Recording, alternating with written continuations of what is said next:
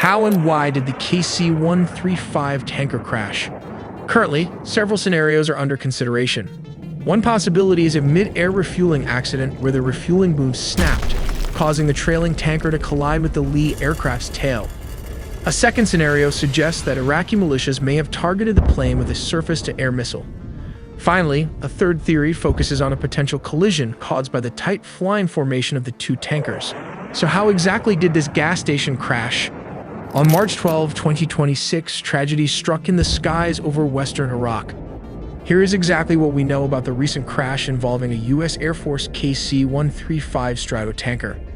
The incident happened in what is considered friendly airspace while the aircraft was actively supporting Operation Epic Fury. According to CENTCOM and public flight tracking data, this wasn't an enemy shootdown. It was an apparent mid-air collision between two KC-135s operating in tandem. One of the massive tankers went down in the Iraqi desert. The second aircraft immediately declared an in-flight emergency. Flight trackers watched as the surviving jet circled off the coast before finally making a desperate but safe landing at Ben Gurion Airport in Israel. When photos of the surviving plane emerged, the damage was shocking. A massive chunk of its vertical tail fin was completely sheared off. But how does an accident like this actually happen? When mid-air collisions occur between these 150-ton flying gas stations, it usually comes down to one of three terrifying scenarios. Scenario 1 is passing the gas. To keep strike packages in the fight longer, tankers often transfer fuel to each other. The receiving jet has to fly just feet below the leader's tail. A tiny throttle mistake or a sudden gust of wind can cause the massive jet to surge forward, instantly smashing its cockpit right into the leader's tail. The margin of error is basically zero. Normally, a standard KC-135 tanker mission flies with a minimum crew of 3, a pilot, co-pilot, and boom operator. However, officials have reported that at least 6 U.S. service members were aboard the aircraft. But U.S. Central Command wrote at approximately 2 p.m. on March 12, a U.S. refueling aircraft went down in western Iraq.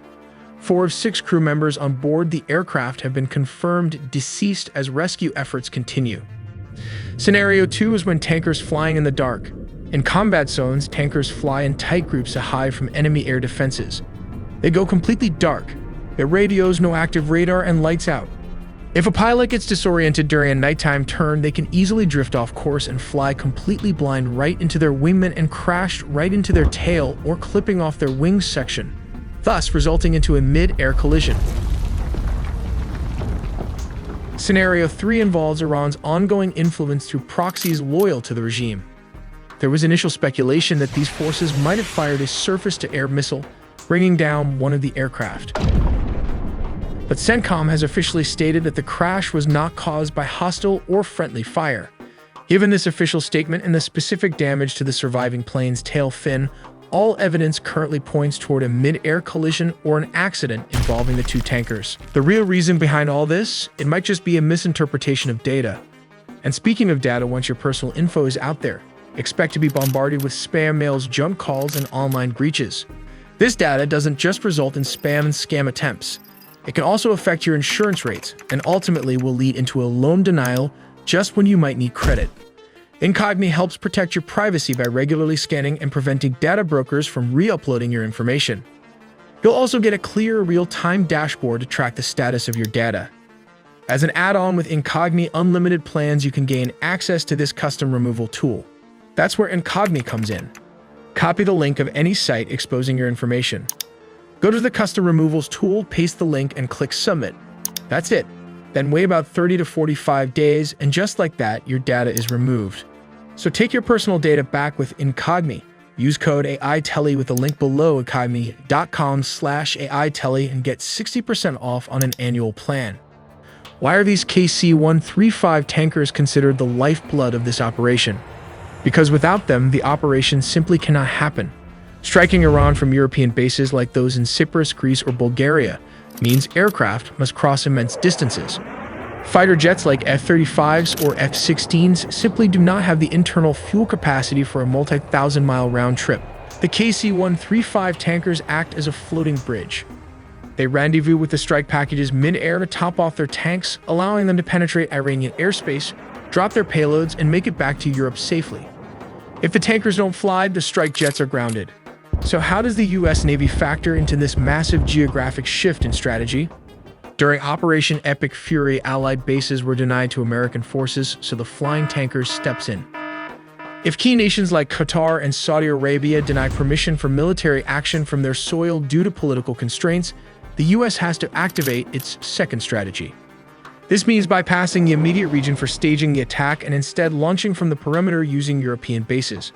However, distance is the ultimate enemy in aerial warfare, which completely rewrites the tactical playbook.